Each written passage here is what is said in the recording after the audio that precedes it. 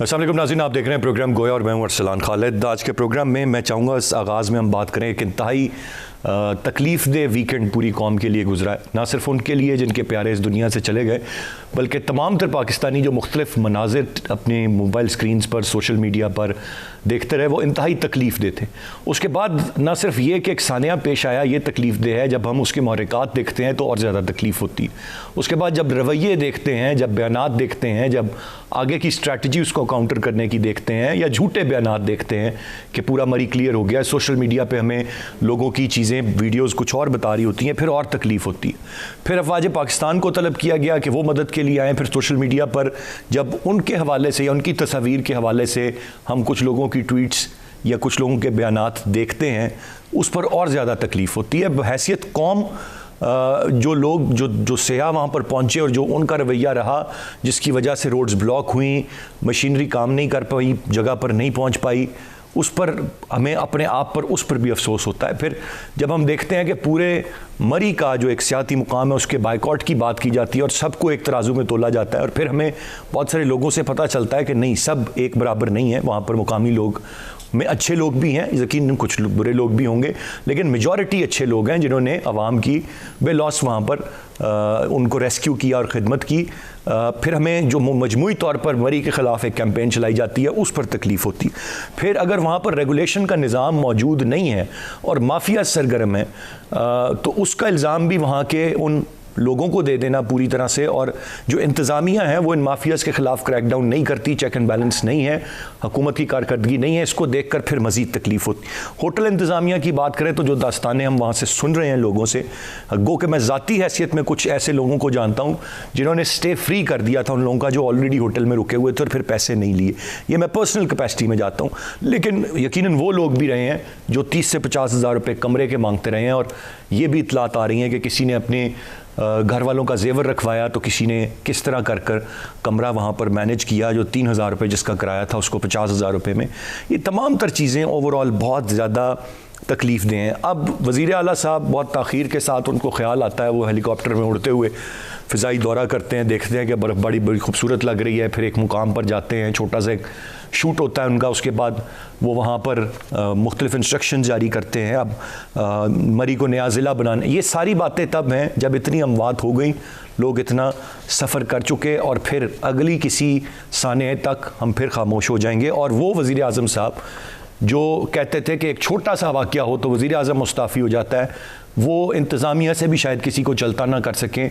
वज़ीर आला साहब से सवाल करना तो दूर की बात है, पहले से इक़दामात क्यों नहीं किए गए थे, मशीनरी रिपेयर्ड क्यों नहीं थी, मुनासिब मकामात पर क्यों नहीं थी, इस पर भी यकीनन शायद कोई अपने अंजाम को नहीं पहुंचेगा। और ये सिर्फ चंद दिन की बातें हैं, और हुकूमत तो बड़ा वाज़ेह तौर पर अवाम को मुर्द इल्ज़ाम ठहरा रही है। शेख रशीद साहब जो वफाकी वज़ीर दाखिला है, वो भी, उनके बयानात भी यकीनन बहुत तकलीफ़ देते रहे अवाम को। बड़ी बेहिसी उन तमाम तर चीज़ों में हमें नज़र आई। उससे पहले वज़ीर इत्तलात जो बगले बजा रहे थे कि बड़ी तादाद में लोग आ गए, लिहाजा मुल्क में खुशहाली है, वो एक ही दिन की बात थी, उन्होंने बगलें बजाईं और खुशहाली एक साने में बदल गई। मैं चाहूँगा ये बड़ी तकलीफ़ में ये वक्त गुजरा है। मैं चाहूँगा आज के प्रोग्राम के आगाज़ में हम ज़रा तफसील से इस सारे मामले पर बात करें, अपने मजमूई रवैयों पर बात करें, इंतज़ामिया की नाअहली पर बात करें, हुकूमती ज़िम्मेदारी पर बात करें। इसके साथ साथ जो दूसरा हमारा इशू आज के प्रोग्राम में रहेगा वो मिनी बजट है, और इसके लिए हुकूमत बहुत जतन कर रही है। आज की तारीख़ थी, दोनों ऐवानों के इजलास हैं, किस तरह से इसको पेश करते हैं, क्या करते हैं, मामलात किस तरह से आगे चलते हैं, और क्या इसके असरात होंगे आवाम पर। मैं चाहूँगा दूसरे हाफ में हम ज़रा इस पर डिस्कशन करें। गेस्ट पार्टिसिपेंट्स का तारुफ कराता चलूँ। प्रोग्राम में ज्वाइन कर रहे हैं मोहसिन बेग साहब, सीनियर सहाफ़ी और तज्ज़ियाकार हैं। नासिर बेग चुगताई साहब हमारे साथ प्रोग्राम में मौजूद हैं, आप भी सीनियर सहाफ़ी हैं, सीनियर तज्ज़ियाकार। और ब्रिगेडियर रिटायर्ड फ़ारूक हमीद साहब हम प्रोग्राम में ज्वाइन कर रहे हैं, आप भी सीनियर तज्ज़ियाकार। मोहसिन बेग साहब, गुफ्तगू का आगाज़ मैं आपसे करूँगा। सर, कुछ चीज़ें तो सोशल मीडिया से और फिर सब जगह पहुंच गई, जो आप करीबी साथी रहे, फिर खान साहब के हवाले से आपने बड़ी चीज़ें वाज़े कर दी। ये वही खान साहब हैं जो वो बातें किया करते थे कि ज़रा से मामले पर हुकूमतें घर चली जाती हैं, वज़ीर आज़म तक मुस्ताफ़ी हो जाते हैं। फिर यहाँ मुख्तलिफ साने हाथ हुए, मैं उसकी एक तवील तारीख़ है, यहाँ पे कोई एक भी नहीं घर गया सर। सब अपनी अपनी जगहों पर हैं, और अगर कोई एक आध वज़ीर इंतहाई वाज़े तौर पर करप्शन नज़र आ रही थी तो उसको अपनी काबीना से अगर अलहदा करने का दमखम आ ही गया तो उसको पार्टी में आम ओहदा दे दिया। तो ये तो सर सारी सूरत है। How do you see this whole incident sir? बहुत शुक्रिया अरसलान। पहली बात तो यह है कि मैं दुआ गो हूँ जो लोग इस साने में बेचारे गुजर गए, और मेरे लिए बहुत ही अफसोसनाक है, और मैं उनके लिए, उनके लाहिकीन के लिए दुआ गो हूँ, अल्लाह ताला उनको सब्र दे। आमीन जी। बेसिकली ये जितनी खान साहब की गवर्नमेंट है, खान साहब ने जो भी लेक्चर दिए, आपने पहले प्रोग्राम शुरू करने में जो मेरे इंटरव्यू के हवाले से कहा, तो उसमें कोई ज़ाती इख्तिलाफ नहीं है। बेसिक चीज़ ये है कि जो कुछ आपने कहा, जो वादे किए, जो बुलंद बांग आपने इतना कौम को समझाने की कोशिश की कि करप्ट हुक्मरान कैसे होते हैं और करप्ट पॉलिटिशियंस कैसे होते हैं, तो वही काम आप खुद भी कर रहे हैं, बल्कि आपने तो उससे 2 हाथ आगे चले गए आप। तो हमारा कोई जाती इख्तिलाफ नहीं है, ना कभी होगा। तो देखना यह है कि जो बातें आपने की और कौम को समझाने की कोशिश की, आपने उसकी खुद नफी की। तो इस साने में भी अगर आप ये एडमिट कर लेते हैं, चीफ सेक्रेटरी साहब ने एडमिनिस्ट्रेशन की तारीफ की, अब बताइए कि इसमें कोई तारीफ वाली बात थी? और दूसरी बात है, मैं बड़े वसूख से आपको कह रहा हूं कि जो डेथ टोल इन्होंने बताया, डेथ टोल उससे बहुत ज्यादा है, और ये उसको बताने नहीं दे रहे। और इस तरह नहीं होता कि आपकी गलती हो तो आपको तस्लीम करना चाहिए, बजाय इसके कि आप किसी शख्स को इस काम में मुलव्वस करें। तो बेसिकली इन्होंने तो उसको भी एक इशू बना के अपनी तारीफें खुद करते हैं। मतलब खान साहब इकोनॉमी पे भी कह रहे हैं कि बहुत अच्छी जा रही है, वजीर कहते हैं कि जी सब कुछ अच्छा है, महंगाई कहाँ है। अब ये जो साने है, इस पे तो मैं कहता हूँ मातम होना चाहिए कि लोग बेचारे, और खान साहब पिछले 4 साल से टूरिज्म टूरिज्म टूरिज्म, गर्मी हो तो सवात में 4 दिन रोड ब्लॉक रही, और आप क्योंकि हेलीकॉप्टर पे फ्लाई करते हैं, आपको ग्राउंड रियलिटीज से बहुत दूर कर दिया गया है, आपको ग्राउंड रियलिटीज का पता ही नहीं है। आप सारे फंक्शन आप प्राइम मिनिस्टर हाउस के एडिटोरियम में, आप तो मौके पे जाके भी इफ्तिताह नहीं करते, रोड मोटरवे सबका इफ्तिताह आप उसी प्राइम मिनिस्टर हाउस में ही करते हैं। तो आपको चाहिए, आप अवामी लीडर हैं, आपको कुछ लोगों ने वोट जरूर दिए हैं, लेकिन आप भरम रखे लोगों का अवाम के लिए। मोहसिन बेग साहब, वो जाते तो हैं G11 के बाजारों में नहीं जाते, वो पना गांव में नहीं जाते, लंगर खानों में जाते हैं। आप और क्या चाहते हैं, कहां कहां जाएं? अरसलान, उस दिन भी देखिए, नकल के लिए भी अकल चाहिए। आप रोजे थे और वो 11 बजे गए और 11 बजे अगला समोसे तल रहा था और पब्लिक कोई नहीं थी। तो इस तरह के जो स्टंट है उसके लिए भी कम से कम अकल तो चाहिए ना। आप झूठ पे कितना चल सकते हैं और कितनी देर चलेंगे? आप अपना हाल देख लीजिए। और जो आप अवाम के बलबूते पे आए, तो अवाम का आपने हाल क्या किया है?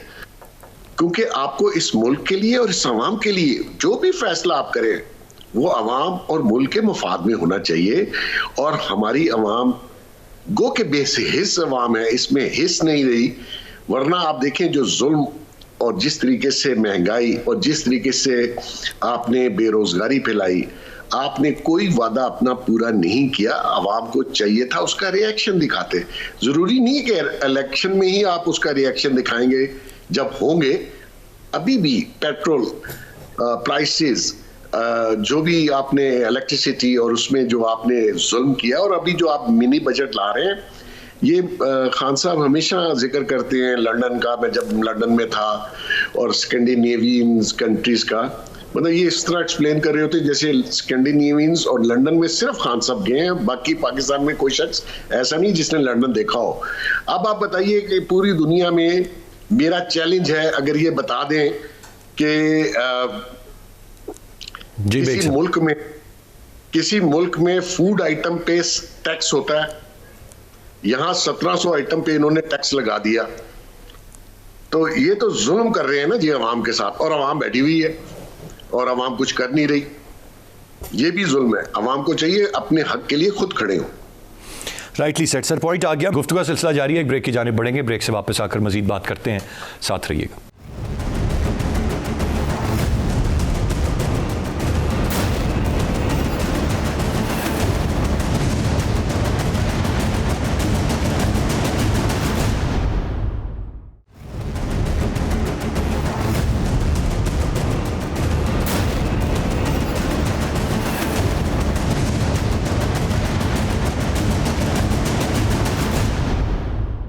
Welcome back. मैं नासिर बेग चुगताई साहब की जानिब बढ़ूंगा। नासिर बेग साहब, आप कैसे इस सारी सूरत को देखते हैं? अवाम को ज़िम्मेदार ठहरा दें जिन्होंने, या अवाम को किसी ने मैनेज नहीं किया, इंतज़ामिया को ज़िम्मेदार ठहराएं, फिर डायरेक्ट पंजाब गवर्नमेंट को ठहराएं, फिर विफाक को ठहराएं, किसको ज़िम्मेदार इस सारे मामले पर ठहराएं कि ये इतना बड़ा एक सानिया हो गया जो कि एक स्नोफॉल इंजॉय करने का एक सियाती मुकाम और लोग गाड़ियों में उनकी अमवात हुई? पहले तो मैं बेग साहब की तमाम जज्बात में शरीक हूँ बराबर का। सिर्फ एक इख्तलाफ करूँगा कि अवाम बेहिस नहीं हुए। अवाम ने खैबर पख्तूनख्वा में वोट देकर अपना बदला ले लिया। बीबी का जुमला बहुत तारीखी है और मैटर करता है कि जमहूरियत एक बेहतरीन इंतकाम है। इंतकाम लिया जाएगा, आगे भी चल के लिया जाएगा। अभी आप देखिएगा और क्या रंग बदलते हैं आसमान। अब मैं दिलाता हूँ जो कुछ हुआ। मैं बहुत बात करूंगा, मैं बहुत गुस्से में आ सकता हूँ, मैं बहुत तैश में आ सकता हूँ। मेरा अपना ख्याल है कि जो कुछ हुआ शेर अल्फाज में बयान कर सकते हैं कि ये एक नाअहल हुकूमत, एक नाकाम इंतजामिया और एक बेहिस माशरे की अक्कासी करता है सब कुछ। हुकूमत नाकाम इसलिए हुई कि एक पहले से मौजूदा सेटअप था परवेज़ इलाही का और शहबाज शरीफ का बनाया हुआ, जिसको उन्होंने इग्नोर किया। मैंने बार बार ये किया है, इसका मुझे जवाब कहीं से नहीं मिला। बल्कि पहले मैं ये अर्ज़ कर दूं कि फवाद चौधरी साहब का जो ट्वीट आया था उस पर थर्सडे को मैंने एक चैनल में बैठकर बहुत सख्त तनकीद की थी और मैंने कहा था देखिए क्राइसिस आ रहा है, बड़ा क्राइसिस आ रहा है। अगर 1 लाख गाड़ियाँ पहुँच गई अंदर तो फिर कुछ नहीं है, फिर तो खतरा ही खतरा है। उस पर लोगों ने खासा मुझ पर एतराज़ किया था, लेकिन उसके बाद मालूम हुआ कि मैं दुरुस्त था। हम वो सब लोग दुरुस्त थे जिस बात से डर रहे थे कि इतनी गाड़ियाँ अंदर पहुँचने का मतलब ये है कि डिज़ास्टर कंप्लीट, चाहे बर्फबारी हो ना हो, डिजास्टर होता है इस तरह। बेग साहब, लेकिन ये बताइए कि इंफॉर्मेशन मिनिस्टर का आपके अंदाजे के मुताबिक सोर्स ऑफ इंफॉर्मेशन क्या है? वो कहाँ से कि हेलीकॉप्टर कितने पेट्रोल पे उड़ता है, ये खुशहाली आ गई, ये कहाँ से लेते हैं वो इंफॉर्मेशन? असलान के पास कोई इंफॉर्मेशन नहीं होती। ये स्पिन बॉलिंग कराने की कोशिश करते हैं और वो भी गेंद को रगड़ के, गेंद को खराब करके। अब देखिए ना, उसके बाद जो उनका दूसरा ट्वीट आया वो ये था कि लोग ना जाएं। वो ट्वीट किए लोग घर पे बैठकर मूंगफलियां खाएं और कोई जरूरत नहीं बाहर से निकलने की, ये ज़माना नहीं है बाहर जाने का। मतलब कोई शर्मिंदगी भी नहीं है, कोई एहसास भी नहीं है, ये भी नहीं पता कितने लोग मरे। बिल्कुल सही कहा बेग साहब ने कि ये तादाद हमें नहीं पता कि कितने लोग वहाँ जा बाकू हैं। मेरा सवाल ये है कि वो स्नो मूवर्स जो पाकिस्तान में थे, जो मरी में मौजूद हैं, वो वार्निंग के बाद, महकमा मौसमियात की वार्निंग के बाद कि बड़ी बर्फबारी होगी, लगाए क्यों नहीं गए? उसूल ये है, इसका बहुत सिंपल कायदा है कि अगर वार्निंग आ जाती है, अगर मौसम नज़र आता है आपको कि बर्फबारी होने वाली है, तो स्नो मूवर्स लगा दिए जाते हैं जो अरबों रुपए खर्च हुए। और उनका एक तरीका ये होता है कि बर्फबारी शुरू होते ही वो बर्फ़ निकालना शुरू करते हैं, फेंकना शुरू करते हैं। और उनका साथ मसला ये होता है कि अगर बर्फ़ की तह 2 इंच से मोटी हो जाती है तो फिर वो काम नहीं कर सकते। उसके लिए ज़रूरी है कि बर्फबारी शुरू होती है अपना काम शुरू करने। उनके बारे में इत्तला ये आई कि डीजल नहीं था, ऑपरेटर नहीं था, उनको वक्त पर लेके नहीं गए मशीनों को। दाखिल भाई साहब सुबह कह रहे थे कि मशीनें मूव नहीं कर सके। क्यों मूव नहीं कर सके मशीनें आप यार? क्या आपको पता नहीं था कि वार्निंग आ चुकी है? नहीं सर, वो तो डाल रहे हैं ये सारा का सारा मामला टूरिस्ट पर, जो वहाँ पर बेचारे मुस्लिम मासूम लोग गए हुए थे। उन्होंने कहा जी उन्होंने डबल लेन्स बना ली और ये मूव नहीं कर पाए, हम तो पूरी तरह तैयार थे। झूठ बोल रहे हैं लोग यार, ये लोग झूठ बोल रहे हैं। सवाल ये है कि एक ऐसे इलाके में जहाँ 15 से 20 हज़ार गाड़ियाँ जा सकती हैं, 1 लाख गाड़ियाँ कैसे पार कर गई टोल प्लाजा? पहले ये होता था कि टोल प्लाजा और चेक पोस्ट आपको इन्फॉर्म करते थे कि इतनी गाड़ियाँ आ गई हैं तो रोड बंद कर दिया जाता था, चाहे गर्मी हो या सर्दी हो या बर्फबारी हो, ताकि रोटेशन बाहर निकलो, दूसरी गाड़ी जाए अंदर। वो नहीं हुआ। फिर आप बार बार ये कह रहे हैं, मुझे बता रहे हैं कि ये सर्दी से नहीं मरे भाई, ये गैस से मरे। तो मेरे भाई मुझे बता दो कि आप क्या चाहते हो कहना। चलो मैं ही कहता हूँ कि अपनी मौत मर गए, इनको मरना था, अल्लाह की रजा थी। सवाल यह है कि आइन में लिखा हुआ है कि हुकूमत अवाम की जान माल, उनके महफूज सफ़र, उनके महफूज रिहाइश की, खाने पीने की जिम्मेदार होगी। और फिर आप कहते हैं ट्रैवल पॉलिसी विदाउट पॉलिसी चल रही है, आपकी ख्वाहिशात पे चल रही है, आपके ख्वाबों में चल रही है, आपके मतलब कहाँ हैं आप यार? आप चंद हजार मुसाफिरों का तहफ़्फ़ुज़ नहीं कर सके, उनको आपने दफन होने दिया बर्फ में, उनको आपने कह दिया गैस से मर गए, सर्दी से नहीं मरे। अगर गैस नहीं होती तो वो हार्ट अटैक से मर जाते सर्दी में, वो मरते तो सही ना। तो ये एक अजीब सूरत हाल है। फिर आप देखें कि इंतजामात बिल्कुल भी नहीं थे। कितने घंटे के बाद आपने रेस्क्यू शुरू किया है। रेस्क्यू करने वाले आसपास ही मौजूद थे। रेस्क्यू करने वाले बाहर से नहीं आए, तुर्की से नहीं आए, पाकिस्तान से आए, मगर तो मरी से आए। वो वही मौजूद थे। उन्होंने रेस्क्यू क्यों नहीं किया? बड़े बड़े कंपाउंड वहां पर है, वो क्यों नहीं खोले गए? होटलों में क्या हुआ? क्या बेइज्जती हुई होटलों के अंदर? नासिर बेग साहब, पता नहीं शायद आपकी नज़र से गुजरा होगा कि सिर्फ लोन गवर्नर हाउस 10 फुट बर्फ थी, 10 फुट बर्फ थी, अदरवाइज वो खुल जाता आवाम के लिए। ये मैं नहीं कह रहा हूँ, शहबाज गिल साहब ने कहा। ये 10 फीट वाला जो मामला है ना, बड़ा खतरनाक है। ये पहले रोज वो साहब वहां गए, उस वक्त तक बर्फ 2 फीट पड़ी थी, कल 10 फीट बर्फ गिर चुकी है। फिर वो गवर्नर हाउस गए, वहां कह रहे मेरी टांग 10 फीट बर्फ में धंस गई। उनकी इतनी लंबी टांग है यार, उनके हाथ और टांगे लंबी हैं, तभी तो नहीं थोड़ी सर हाथ लंबे हो सकते, उनकी टांग लंबी नहीं है। ये टांगे टूट सकती थी। नासिर साहब, टांग लंबी हो तो बंदा छलांग मार के अमेरिका से इधर पैराट्रूप के जरिए नीचे गिरता है ना आके, और डायरेक्ट कैबिनेट का हिस्सा बनता है। टांग लंबी चाहिए होती है। मुझे किसी ने बताया था, नॉट श्योर कि ये बात सही है। मैं ब्रिगेड साहब को जरा शामिल गुफ्तगू करूं। ब्रिगेड साहब, सर कैसे देख रहे हैं आप इस सारे मामले को? और ये अभी नासिर बेग साहब ने, मोहसिन बेग साहब ने भी तफसील से सारी बात बता दी। आपकी क्या राय होगी, ख़ास तौर पर जो हुकूमती रवैये हैं उस पर भी ज़रा राय दे दें। बिस्मिल्लाहिर्रहमानिर्रहीम। बहुत कुछ जो मोहतरम मोहसिन बेग साहब ने कहा और मोहतरम नासिर बेग साहब ने, चुगताई साहब ने कहा, मैं बिल्कुल उनसे एग्री करूँगा। देखिए, अभी हम तो TLP क्राइसिस और सानिया सियालकोट से नहीं निकले थे कि अब ये ऊपर से सानिया मरी आ गया।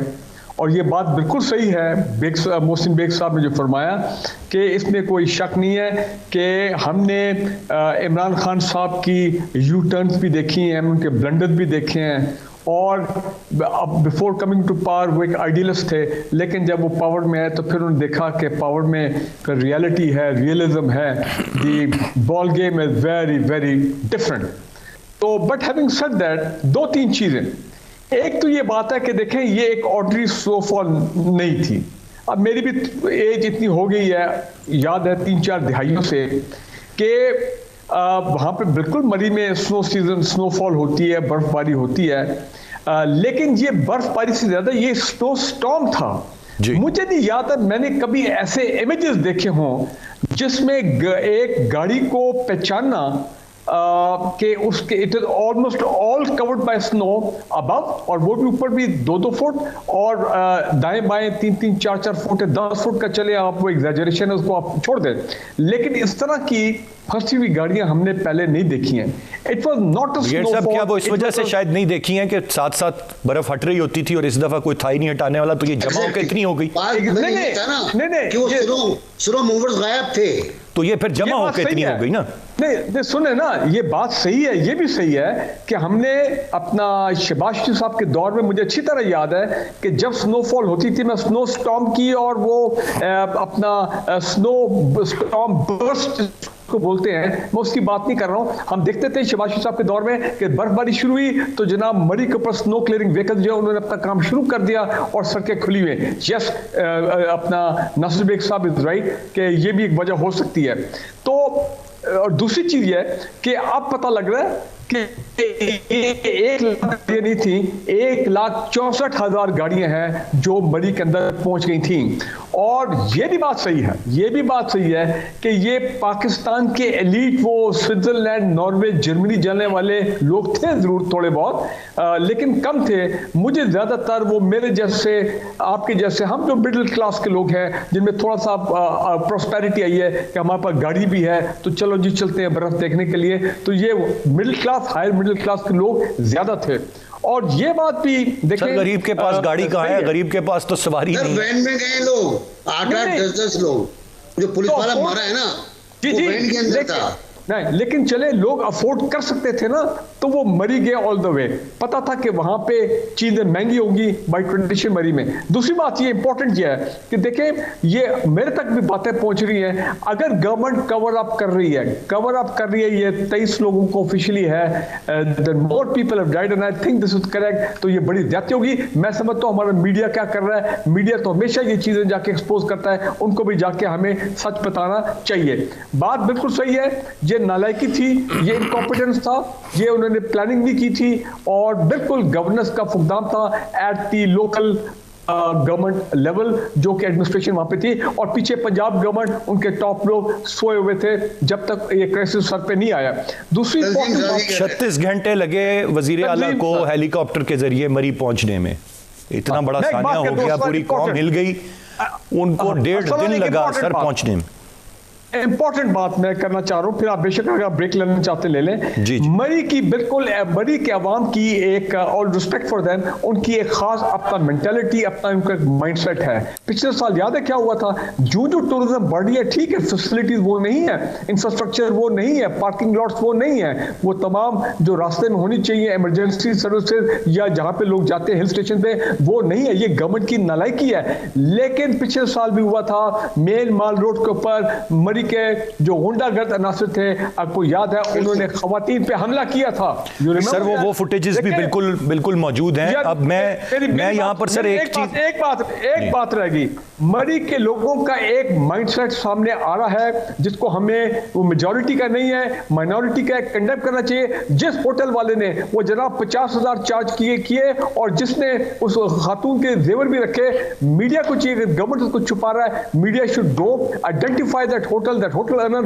उसको लेके आए और उसको फिर सारी मुल्क जो है उसकी क्लास ले, उसका तो होटल जो है वो सील होना चाहिए, ताकि आइंदा से किसी की जरूरत ना हो कि आम आवाम को इस तरह एक्सप्लॉइट करें। जंजीर लगाने के 5,000 रुपए बीच के ऊपर, गाड़ी पुश करने के 5,000 रुपए, यार को खुदा खौफी भी कोई होती है। क्या हो गया सर, ये बात आपकी बिल्कुल ब्रिगेड साहब 200% बिल्कुल जायज है। इस्तेमाल नहीं करूंगा, हराम जो खाते हैं, हराम की कमाई होती है, उनके लिए खास नाम होता है, लेकिन मैं आपके चैनल पे वो नाम लेना नहीं चाहता हूं। ठीक है ब्रिगेड साहब, आपका पॉइंट आ गया, यू आर एब्सोल्युटली राइट, आपसे मैं 100% एग्री करूंगा। मेरा कंसर्न सिर्फ ये है कि हमें एक तराजू से नहीं सबको तोल देना चाहिए। बुरे अनासिर वहां पर डेफिनेटली मौजूद हैं। अब वक्त आ गया है कि आइडेंटिफाई किया जाए कि इस वक्त किन लोगों ने यहाँ पर ऐसे काम किए। वो वहाँ के लोग थे, मुकामी लोग थे, क्योंकि मुझे कॉल्स आई हैं, मुझे बाकायदा ये बात बताई गई, वहाँ पर प्रॉपर्टीज़, ये होटल्स या गेस्ट हाउसेज वहाँ के मुकामी लोगों के हैं, बाहर से लोग आके वो ठेके पे लेके पूरे साल के लिए चला रहे होते हैं। ये भी रियलिटी है। तो अब ये सारी चीज़ें हमें आइडेंटिफाई करनी पड़ेंगी कि कौन कौन लोग हैं और फिर उनके खिलाफ एक्शन होना चाहिए। और जंजीर वाली बात भी ठीक है और बाकी बातें भी ठीक हैं, उसमें भी कौन लोग हैं उनके खिलाफ एक्शन होना चाहिए। ब्रेक की जाने पड़ूंगा, ब्रेक से वापस आकर एक और मामला है जिस पर बात करनी है, फिर मैं मिनी बजट की जानिब जाऊंगा, साथ रहिएगा।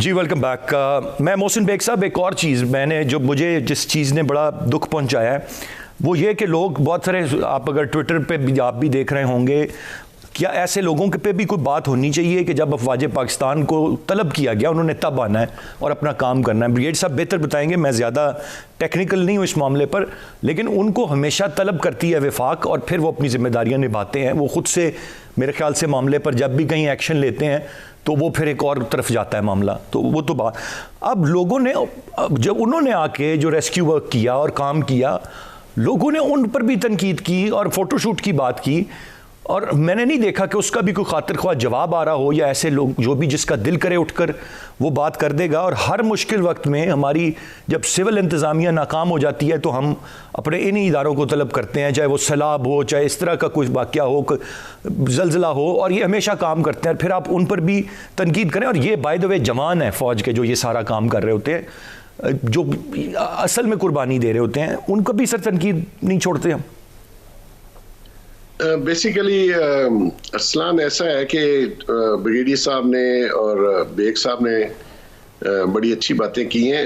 मसला वही आ रहा है कि हमने कौम एज ए नेशन बिल्डिंग नहीं की। ये हमारी कौम का अलमिया है कि हमें कोई होटल वाले के खिलाफ जाना चाहिए, उसने अपॉर्चुनिटी देखी, उसने कहा माल बनाओ, कोई रहम दिल में नहीं था फैमिलीज के लिए, या लोकल्स ने जो बातें, या जिस तरह वो मरे की गाड़ियां खोल के सामान, ये हमारी कौम का अलमिया है। हमें कोई ऐसा स्टेट्समैन नहीं मिला जो कौम की तरबियत करता। अनफॉर्चुनेटली घरों में भी वो तरबियत ना पाई बहुत से लोगों ने, जिसका हमने मिसाल सियालकोट सानिया में देखी।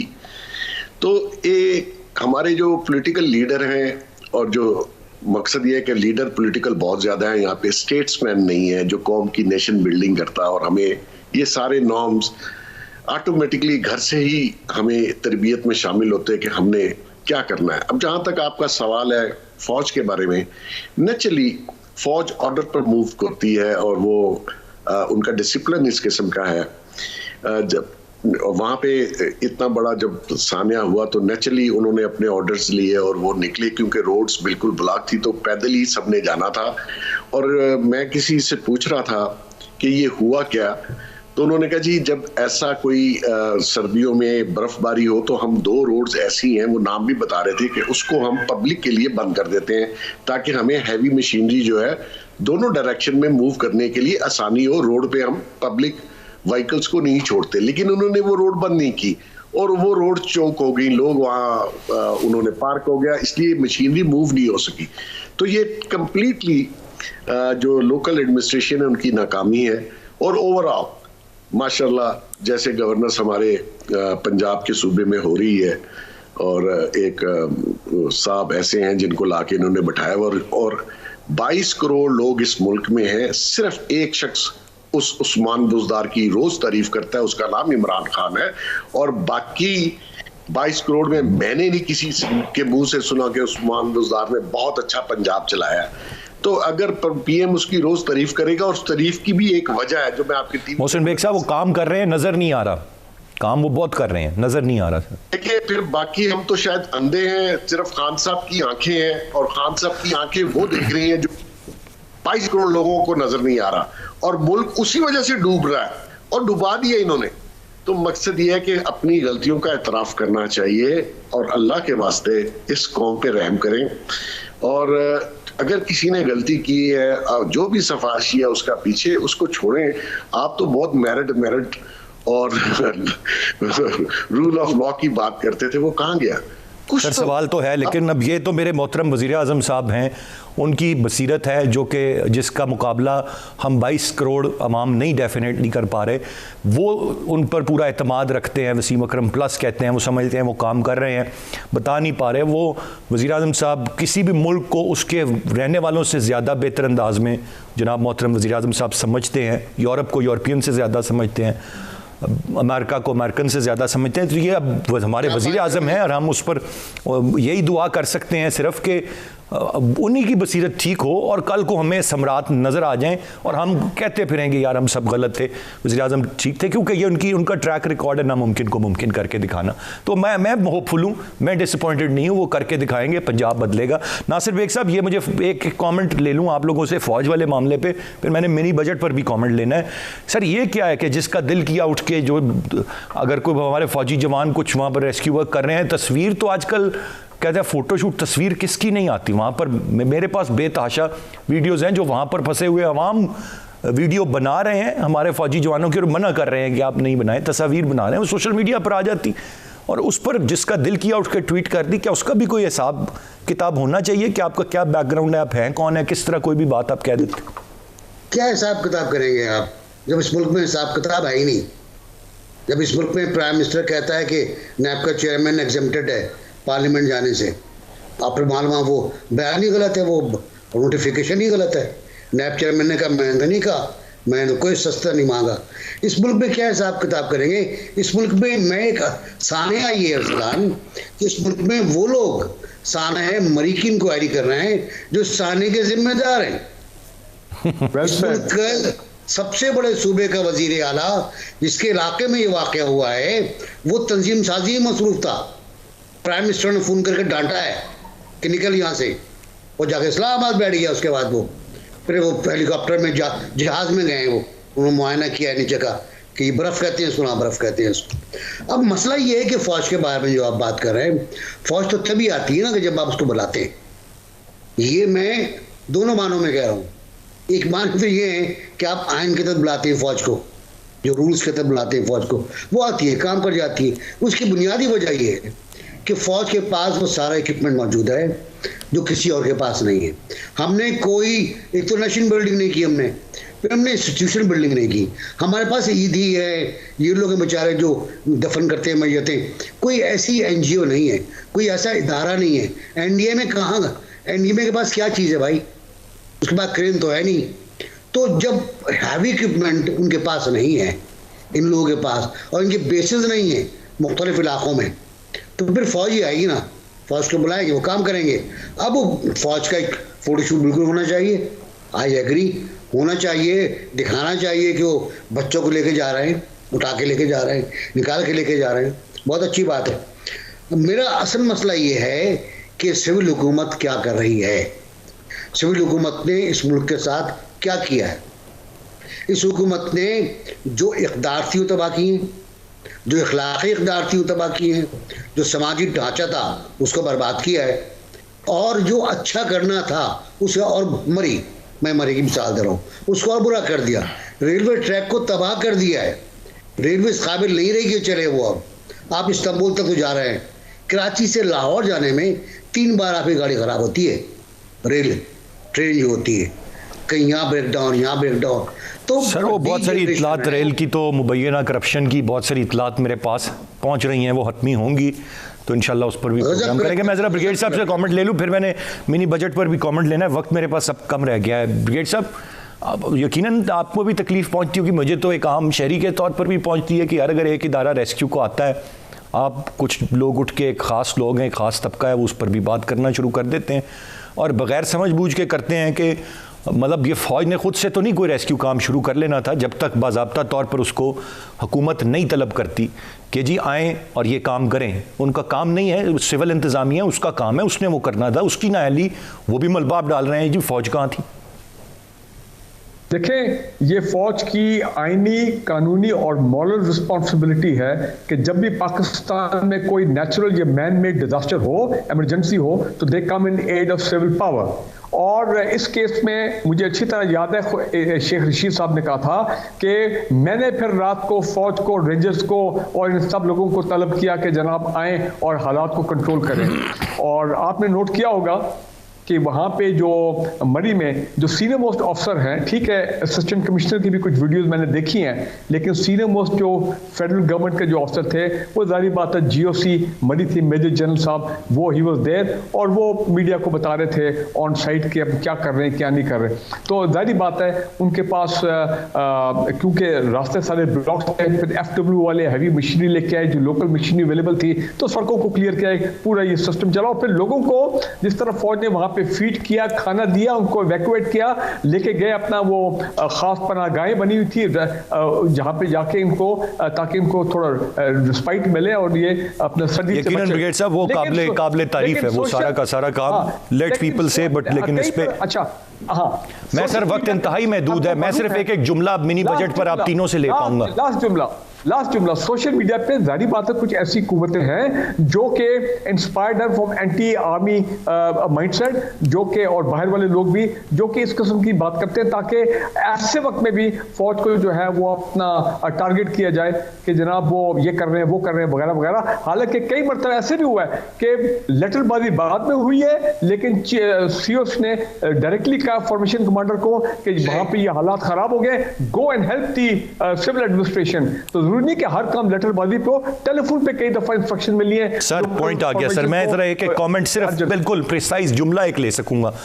मोहसिन बेग साहब, स्टार्टिंग फ्रॉम यू, आज साने मरी पर बहस हो रही है, चले ये भी हो गया, अब कल फाइनेंस बिल पर इधर लटकता जा रहा है ये मामला फाइनेंस बिल वाला, लेकिन क्या सर एक जुमले में कह दे क्या होगा इसके बाद? कुछ नहीं होगा।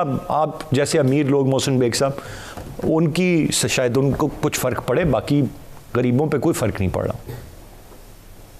देखिए हालात ऐसे आ रहे हैं कि अमीर तो शायद इस मुल्क में कोई रहेगा नहीं, जो रह जाएंगे वो सब इस हालत ज़ार से मुतासिर होंगे। ये एक महंगाई का ऐसा जोर है, ऐसा नहीं हो सकता मैं खाना खाऊं और मेरे साथ वाले घर में फाके पड़े हों, तो आप समझते हैं कि वो मुझे खाना खाने देंगे जो भूखे मेरे साथ नेबर में होंगे? वो मेरे कपड़े भी नोच लेंगे। ये हालात आने वाले हैं, आप इसका इंतजार कर रहे हैं, गवर्नमेंट उसी तरह। सर मैं जरा क्विकली एक ही जुमला लूंगा नासिर बेग साहब से, और एक ही जुमला ले पाऊँ। बेग साहब, नासिर बेग साहब। सर बकौल फवाद चौधरी साहब के इकनॉमी बहुत शानदार है। 1 लाख आदमी खर्च करने के लिए, पैसा खर्च करने के लिए मरी जा रहे हैं, तो फिर क्या जरूरत है मिनी बजट की? मेरा ख्याल है हुकूमत मुश्किल से 2-4 है और बार बार इसलिए ब्रिगेडियर साहब बढ़ाई जा रही। ब्रिगेडियर साहब सर, मिडिल क्लास और करप्ट अशराफिया जो है वो कभी उनको कोई इफेक्ट नहीं होगा इस मिनी बजट का। सारा इफेक्ट आएगा आप पे, आएगा मेरे से भी आएगा, और बाकी मेरे दोस्त जो हम जो मिडिल क्लास वाले और लोअर इनकम वाले will be the worst sufferer. और टैक्सेस भी हम ही देते हैं, वो फ्यूल एडजस्टमेंट चार्जेस भी हर महीने जो है बिलों में हम ही देते हैं। ये अशराफिया तो एंजॉय करने आई इस मुल्क में, and they are getting richer richer by day. Thank you very much जी तीनों मेरे रिस्पेक्टेबल गेस्ट का मैं बहुत बहुत शुक्रिया यहाँ पर अदा करना चाहूँगा। आज के प्रोग्राम से इतना ही। अरसलान खालिद को इजाज़त दीजिए। अल्लाह ने के पान।